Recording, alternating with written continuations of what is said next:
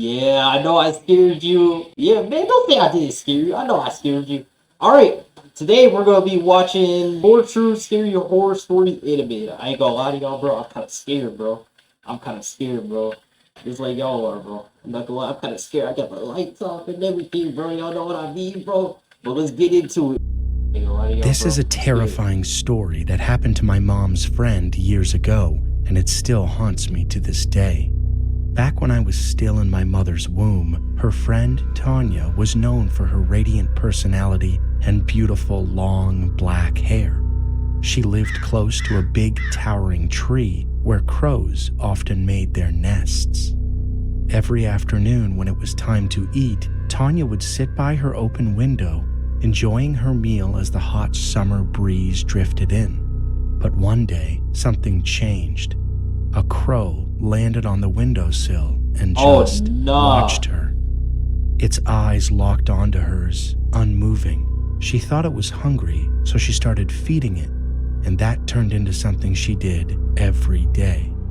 At first, it seemed harmless, but one evening, things took a strange turn. Tanya had just showered, and the heat was so intense that she left her hair wet and hanging loose down her back. There were only 4 people in the house that night: Tanya, her cousin, her brother, and his friend. Her parents were out of town for surgery. That night, she ate dinner, but her hunger was insatiable. It was like she hadn't eaten in days. The next day, she was bedridden with a burning fever, and when it finally broke, things got worse. Yo. Tanya began eating massive amounts of food, enough for several people, and at night, that's when the real horror began. She started roaming the house, opening the refrigerator, smashing bottles, dragging chairs, knocking on walls. It was as if she wasn't in control anymore. The doctors called it sleepwalking, but her family knew better.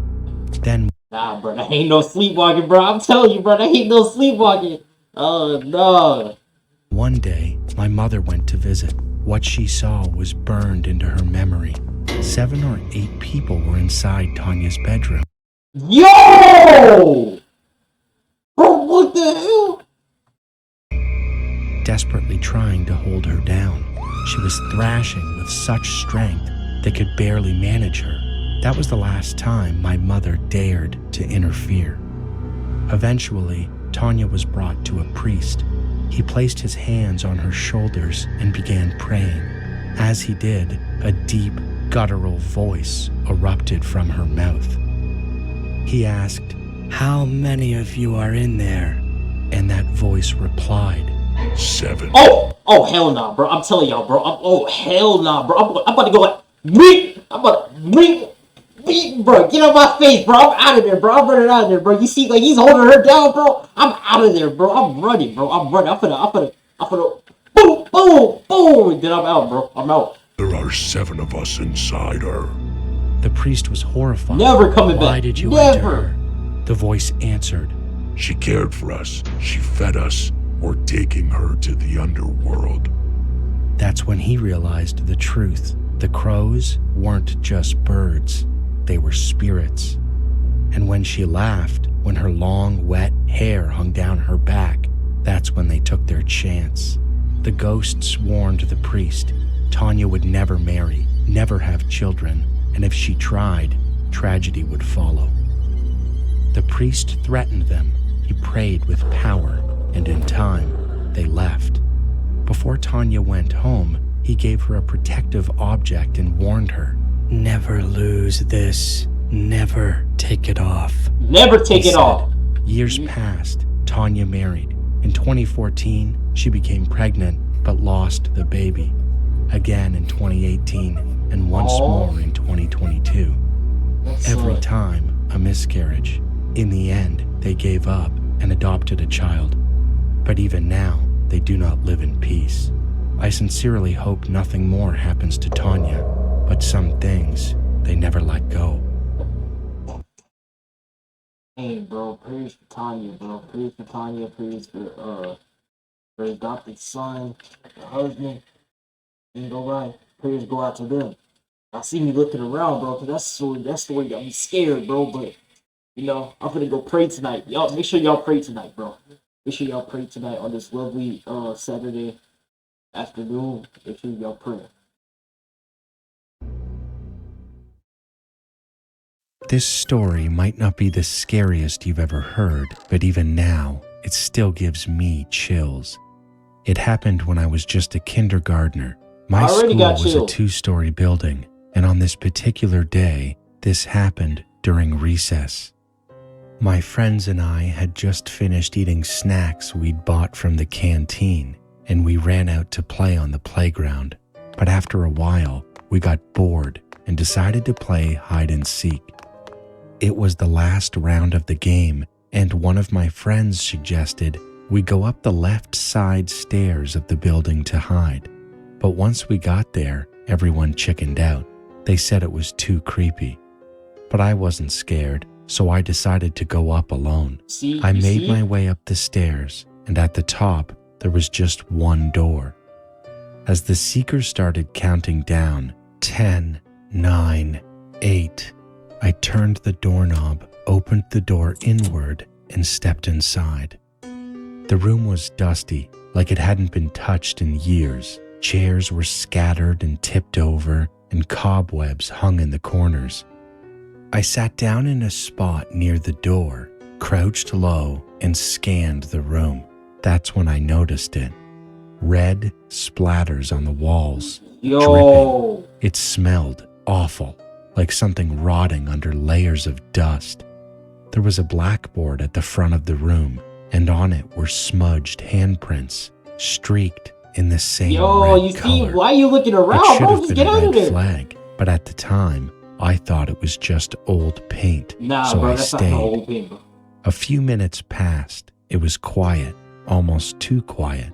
Then I heard it, a noise from the closet.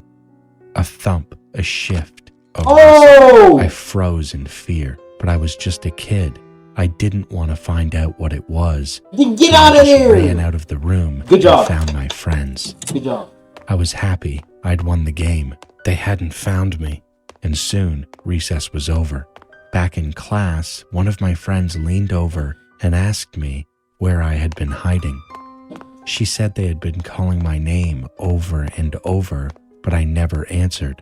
I told her I was hiding upstairs, in that room on the left side of the building. She looked at me like I was crazy. Then she said something that haunted me for a very long time. She said, "That room's been locked for years." Apparently, the key was lost a long time ago, and no one ever found it. Everyone who tried that door said it was always locked. So, how did I open it? How did I walk right in without a key? And those noises in the closet? What was inside that room with me? And the handprints? Looking back now, they didn't look like paint. They looked like blood. Oh, hell no. Hi, I'm Jess. I'm 17 now, but I was 15 when this happened. We had just moved to Siquijor, an island in the Philippines known for its witches and strange, unsettling happenings. My mom had warned me about its reputation, but nothing could have prepared me for what I experienced. When we arrived, there were only 4 other houses nearby, scattered along a lonely road. We settled in quickly. A few months passed without incident until one night I noticed something very strange. One of our neighbor's dogs was sitting perfectly still in the middle of the road, staring into the darkness to the right. It was midnight, and he looked like he was waiting for something or someone. Every now and then, he would bark into the night, a low, fearful bark. I looked around, expecting to see someone walking down the road, but there was no one. I checked on my own dog, too, curious if he sensed anything unusual, but he was sound asleep, curled up peacefully. Eventually, I brushed it off and went back to bed. A few days went by with nothing, but then one night, it felt like everything changed. I was up late watching K-dramas in my room around 1 or 2 a.m.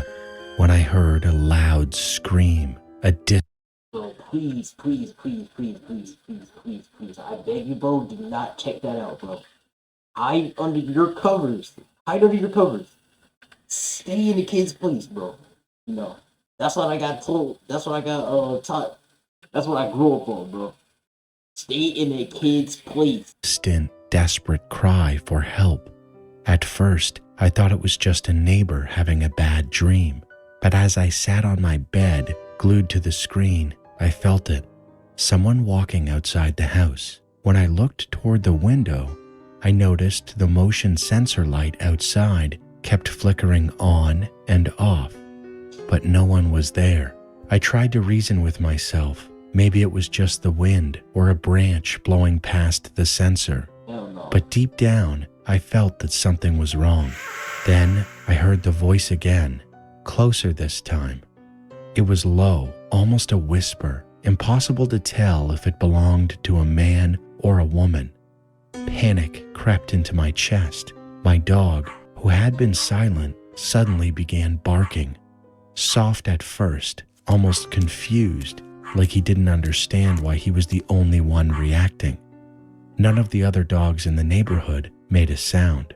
Terrified, I grabbed my phone and used the flashlight to check on my mom and sister, who were fast asleep in the living room. I thought about waking my mom up, but I knew she would dismiss it and tell me to go back to bed. Instead, I checked the back door to see if my dog was okay. He looked different, stiff, his tail low, ears pinned back, staring into the empty road. I followed his gaze. The road was deserted. There was only a single streetlight barely illuminating the dense darkness beyond.